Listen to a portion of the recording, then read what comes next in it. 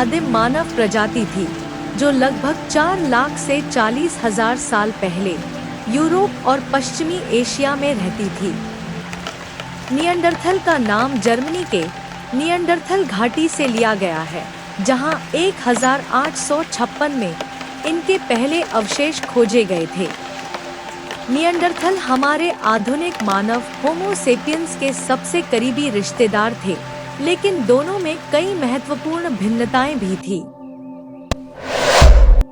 Neanderthal की शारीरिक संरचना आधुनिक मानव से थोड़ी अलग थी।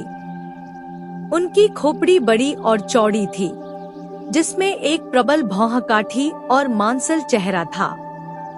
उनका शरीर मजबूत और शक्तिशाली था, जिससे उन्हें ठंडी जलवायु में जीवित रहने में मदद मिलती थी। उनकी लंबाई लगभग 5.5 से 5.7 फीट के बीच होती थी और उनका वजन 70 से 90 किलोग्राम के बीच था।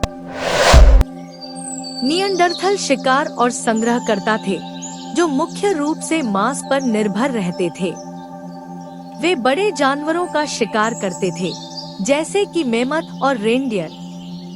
उन्होंने पत्थर के औजारों का उपयोग किया, जो बेहद कुशलता से बनाए गए थे।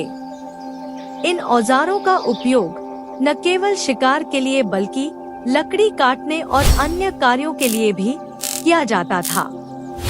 निएंडरथल समूहों में रहते थे और संभवतः गुफाओं में बसेरा करते थे। उनके सामाजिक संबंधों के बारे में भी प्रमाण मिलते हैं, जैसे कि उन्होंने बीमार और वृद्ध सदस्यों की देखभाल की और अपने मृतकों को दफनाया। निएंडरथल केवल शारीरिक रूप से ही नहीं, बल्कि सांस्कृतिक रूप से भी विकसित थे। वे मृतकों को दफनाते थे, जो इस बात का संकेत है कि उनके पास मृत्यु के बाद की अवधारणा थी। उन्होंने अपने मृतकों को गुफाओं में दफनाया और साथ में फूल या अन्य वस्तुएं भी रखीं। कुछ पुरातात्विक स्थलों पर निएंडरथल की कलाकृतियां भी मिली हैं, जो उनके कलात्मक और सांस्कृतिक विकास को दर्शाती हैं।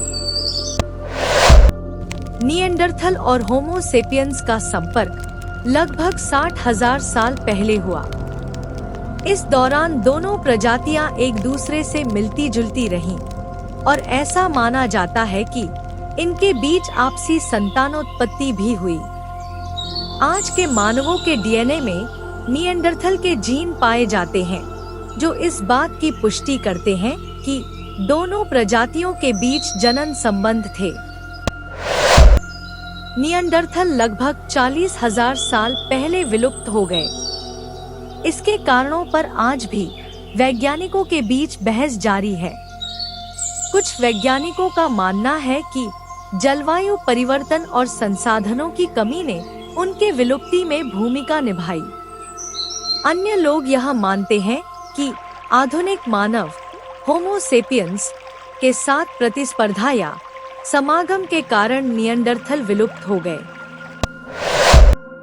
हालांकि निएंडरथल अब हमारे बीच नहीं है, लेकिन उनकी विरासत हमारे भीतर आज भी जीवित है।